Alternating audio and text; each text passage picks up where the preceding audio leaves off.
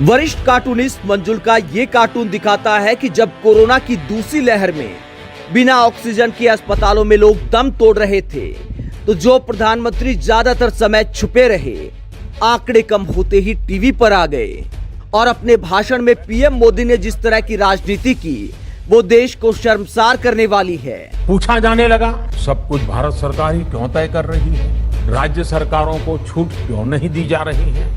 PM Modi ने अपने भाषण में कुछ बड़े झूठ बोले तो सियासत की हद कर दी। पहला झूठ पीएम मोदी ने ये बोला कि राज्यों ने उनसे डिमांड की थी कि उन्हें भी दुनिया से वैक्सीन खरीदने की छूट दी जाए। इसके लिए केंद्र सरकार ने राज्यों को ग्लोबल टेंडर के माध्यम से कोरोना वैक्सीन खरीदने की छूट दी। सभी को मुफ्त वैक्सीन लगाने के मार्ग पर देश आगे बढ़ रहा था। इस बीच कई राज्य सरकारों ने फिर कहा कि वैक्सीन का काम डिसेंट्रलाइज किया जाए और राज्यों पर छोड़ दिया जाए। हमने सोचा कि राज्य ये मांग कर रहे हैं, उनका उत्साह है, तो चलो भाई 25% का काम उन्हीं को सुपुर्द कर दिया जाए, उन्हीं को दे दिया जाए। पीएम मोदी के इस झूठ पर राजस्थान के मुख्यमंत्री अशोक गहलोत ने कहा, प्रधानमंत्री श्री नरेंद्र मोदी जी को जानकारी देनी चाहिए कि किन राज्यों ने 18 से 44 वर्ष आयु वर्ग के लिए वैक्सीन खरीद कर लगाने की मांग की थी। मेरी जानकारी में किसी राज्य ने ऐसी मांग नहीं की थी। लगता है पीएम के सलाहकारों ने उन्हें गलत जानकारी दी थी।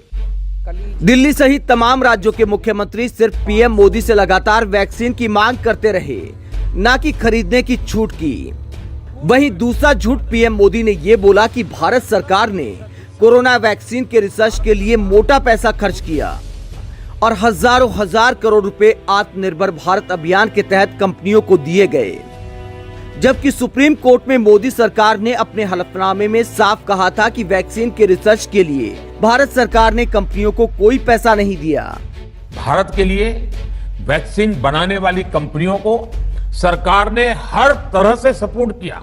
रिसर्च और डेवलपमेंट के लिए जरूरी फंड दिया गया। आत्मनिर्भर भारत पैकेज के तहत मिशन कोविड सुरक्षा के माध्यम से भी उन्हें हजारों करोड़ रुपए उपलब्ध कराए गए। सियासत करते हुए पीएम मोदी ने कोरोना वैक्सीन अभियान की पोलियो अभियान से तुलना कर डाली। पिछले 50-60 साल का इतिहास देखेंगे तो पता चलेगा कि भारत को विदेशों से वैक्सीन प्राप्त करने में दशकों लग जाते थे।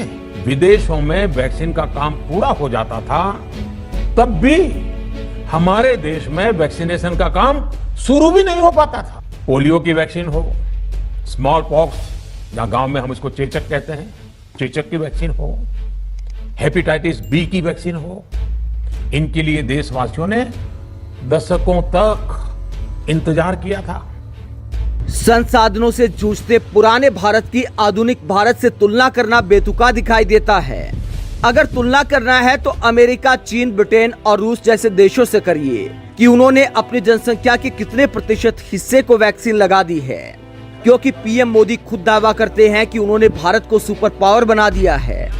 जहां तक ज्यादा जनसंख्या होने का तर्क दिया जाता है, तो हमें ये समझने की आवश्यकता है कि हर राज्य के पास अपना हेल्थ इंफ्रास्ट्रक्चर है।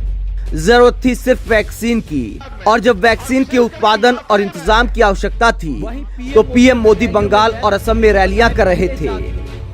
जब सुप्रीम कोर्ट ने फटकार लगाई और मोदी सरकार को कहा कि वैक्सीन को लेकर आपकी कोई नीति नहीं, 2 हफ्ते में जवाब दीजिए कि 35,000 करोड़ के फंड का क्या हुआ, तो आखिरकार सुप्रीम कोर्ट के दबाव में देश के सुप्रीम लीडर को अपनी छवि बचाने के लिए मुफ्त वैक्सीनेशन अभियान की घोषणा करनी पड़ी।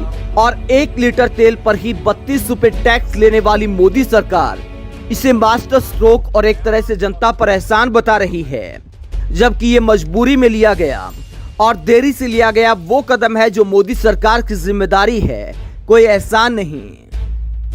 21 जून सोमवार से देश के हर राज्य में 18 वर्ष से ऊपर की उम्र के सभी नागरिकों के लिए भारत सरकार राज्यों को मुफ्त वैक्सीन मुहैया कराएगी।